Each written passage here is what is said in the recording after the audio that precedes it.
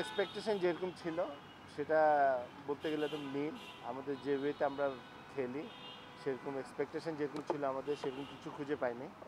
তো আমার মনে হয় যারা খেলছে যে ওদেরকে দায়িত্ব নিয়ে খেলতে হবে, কারণ নর্মালি অন্য দলের তুলনায় আমরা ব্যাটিংটা বেশি, ব্যাটসম্যান বেশি নিয়ে খেলি, বাট আমরা কিন্তু প্রবলেমটা হচ্ছে মানে ব্যাটসম্যানদের। প্রথম ম্যাচে আমরা 154 করেছি, সেটাও গুড এনাফ না, এবং পরের ম্যাচে আমরা 144 কিন্তু আমরা করতে পারিনি।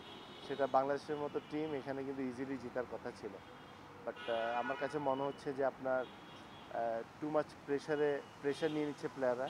বাট প্লেয়ারদেরকে একটা জিনিস ভাবতে হবে যে প্রেশার কিন্তু প্রত্যেকটা স্ট্যান্ডার্ডে প্রত্যেকটা খেলায় থাকে, বাট সেটাতে আপনাকে কোয়ালিটি প্লেয়ার সেটাই হবে যে যে আপনার প্রেশারে ভালো খেলে।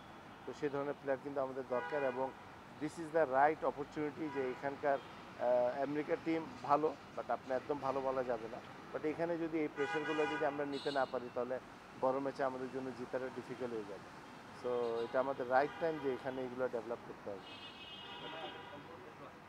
আপনি দীর্ঘদিন ক্রিকেট অঙ্গনের চেয়ারম্যান ছিলেন, আপনার সময় হাতুর হোসেনকে যতটা ইনভলভ ছিল বাংলাদেশ টিমের সাথে, মানে bowling batting change and everything, এই সময় ঠিক ওইভাবে দেখা যাচ্ছে না। মানে আসলে মনে হয় যে হাতুর হোসেনকে হ্যান্ডেল করার ব্যাপারে বিসিবি কী করা উচিত? সেটা তো আমি আমার পক্ষে আমার বলা ডিফিকাল্ট, বাট আমার সময় আমরা we work as a family. আমরা প্রত্যেকটা ব্যাপারে মনে করেন যে প্রাধান্য দিয়েছিলাম, এবং সবাই কিন্তু হেল্প করতো। বাট ডেফিনেটলি এটাও কিন্তু এখন খারাপ সময় যাচ্ছে। এখন খারাপ যখন খেলবেন তখন কিন্তু আপনার অনেক নেগেটিভ জিনিসগুলো উঠে আসবে। তো ভালো খেলাটা হলো ভেরি ইম্পর্টেন্ট। ব্যাটসম্যানদের জন্য ভালো ইনিংস খেলা হলো ভেরি ইম্পর্টেন্ট। আদারওয়াইজ বড় একটা টুর্নামেন্ট সামনে, তার আগে যদি এই ধরনের আমরা পারফরমেন্স করি সেটা কিন্তু কোনোদিন টিমের জন্য ভালো হবে না। আর যেটা হলো যে আমি সিরিজের আগে কিন্তু আমি বলেছিলাম যে বাংলাদেশ টিমের জন্য সিরিজের প্রথম ম্যাচটা কিন্তু ভেরি ইম্পর্টেন্ট, কারণ আমরা সবাই ভেরি এক্সাইটেড। আমাদের পেশেন্ট কম, আমরা পারফরমেন্স যদি শুরুতে খারাপ হয় সেটা কিন্তু অল নেগেটিভ দিকে যায়, এবং শুরুতে যদি ভালো হয় তাহলে সব পজিটিভ হয়। তো আমাদের এখন একটা জিনিস বের করতে হবে যে আমাদের ম্যাচ জিতার অভ্যাসটা কিন্তু আনতে হবে। আদারওয়াইজ আপনি যে টাইপের প্লেয়ার ওই পারফরমেন্স কিন্তু করতে পারবেন না। আমাদের একটা বিষয় হচ্ছে এটা হচ্ছে জিম্বাবুয়ে এবং ইউএসের সাথে যেটা সিরিজ, এই দুটো সিরিজে বাংলাদেশের ক্রিকেটাররা একটু বেশি চাপে আছে এবং ছিল কিনা। জিম্বাবুয়ে যে আউট অফ ওয়ার্ল্ড কাপ, তার সাথে যদি ম্যাচ হেরে যায় সুতরাং এটা নিয়ে সমালোচনা হবে। আবার ইউএসের সাথে খেলা, সেখানেও ম্যাচ হলে সমালোচনা হবে। ক্রিকেটাররা একটু বেশি চাপে আছে কিনা সম্পর্কে? আমি আপনাকে শুরুতে বললাম যে আপনার প্রত্যেকটা স্পোর্টসে কিন্তু প্রেশার থাকে। আপনি স্কুল লেভেলে খেলেন বা ইন্টারন্যাশনাল খেলেন, আপনার প্লেয়ার ওটাকে বলবে যে প্রেশারে ভালো খেলে। তো আমাদের যেটা দেখা যাচ্ছে আমরা প্রেশারে কিন্তু ভালো খেলতে পারছি না। This is the biggest problem.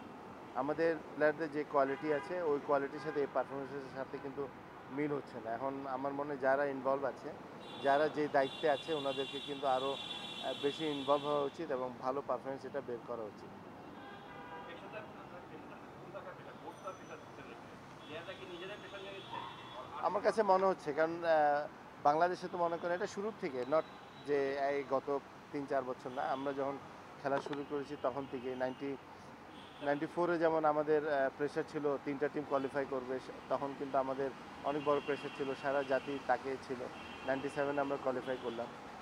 So pressure কিন্তু আপনার থাকবে, বাট প্লেয়াররা আমার মনে হয় যে কেন জানি আমার মনে হয় প্লেয়াররা কিন্তু প্রেশারটা বেশি নিয়ে নিচ্ছে। প্রেশার নিয়ে আমরা কমপ্লেসেন্ট হয়ে গেছে যে ইউএস এর সাথে খেলাটা ইজি হয়ে যাবে, ইউএসএ কমপ্লেসেন্ট থাকতে পারে কি? এটা বললাম তো, আপনি যখন প্রেশারে পড়বেন আপনি কিন্তু ব্ল্যান্ড হয়ে যাবেন। আপনি কি করছেন আপনি জানবেন না, কি করবেন এটাও জানবেন না। সো আমার কাছে মনে যেটা হয়েছে যে প্রেশারে অ্যাডজাস্টমেন্ট হলো ভেরি ইম্পর্টেন্ট।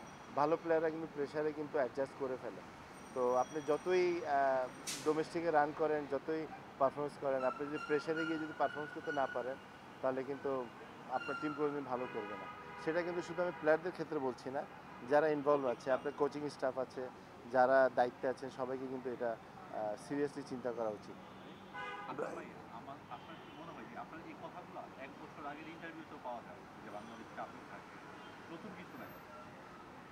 আমরা কি একটু বেশি ভাবি কিনা ক্রিকেট দল বাকি যে আমাদের ক্রিকেটারদের সামর্থ্য কতটুকু? না, বাট আমার সত্যি কথা বলতে যে গত বা জিম্বাবুয়ের সাথে যেভাবে আমরা খেলেছি, জিম্বাবুয়ের সাথে ব্যাটিং একটা আপনার সেটা কিন্তু, এবং এই দুইটা খেলা আমার কাছে মনে হয়েছে আমাদের যে কোয়ালিটি, আমি বলবো না যে আমাদের কোয়ালিটি একদম টপ ক্লাস, এটা কিন্তু বলা ঠিক না, বাট যে কোয়ালিটি আছে ওই কোয়ালিটির তুলনায় কিন্তু আমরা ভালো পারফরমেন্স করতে পারছি না, এবং এটার রিজন একটাই, নিজেরাই কিন্তু প্রেশারটা অনেক বেশি নিয়ে নিচ্ছি। আপনাদের সময় যেটা দেখা যাচ্ছে যে মাঠে যে প্রতিশ্রুতি আপনারা জিতছেন, মাঠে আপনাদের উদযাপন একরকম থাকতো, হারার পরে একটু মাথার মতো করে থাকা, এখনকার ক্রিকেটারদের মাঝে সেটা দেখা যায় না। না, সেটা হয়তো হতে পারে, ডেফিনেটলি ওদের কাছে তো খারাপ লাগবেই যখন টিমটা হারে, যেটা রিপ্রেজেন্ট করতে যায়। বাট এখন অনেক, যেহেতু আমরা খারাপ খেলছি, এটা অনেক নেগেটিভ জিনিস আসবে। বাট আমার কাছে মনে হয় যে পজিটিভ জিনিসগুলো বের করা উচিত, কারণ যারা খেলার বাইরে আছে ওরা কিন্তু নেগেটিভ নিয়ে কথা বলবে, হচ্ছে, হবেই। So this is the right way যে আমাদের ভালো খেলা, এবং এটা কিন্তু রেসপন্সিবিলিটি নিয়ে খেলতে হবে। এবং টি-20 কিন্তু আপনার ফর্ম্যাটটা কিন্তু পুরো আলাদা। First 6 over very important. আমরা লাস্ট যেটা আইপিএলে দেখছি যে আপনার 3-4টা উইকেট গেলেও কিন্তু ওরা 6 ওভারে 60-70 করে ফেলে। তো আমরা যদি প্রথম 6 ওভারে 50ও করি, তাহলে 140-150 কিন্তু কোনো রানই না। তো এই 6 ওভারটা কিন্তু আমরা খুব ভালোভাবে আমরা কাজে লাগাতে পারছি না। ব্লাইন্ড ক্রিকেটে আমরা প্রেজেন্টলি রানার্স আপ ওয়ার্ল্ডে। আগামী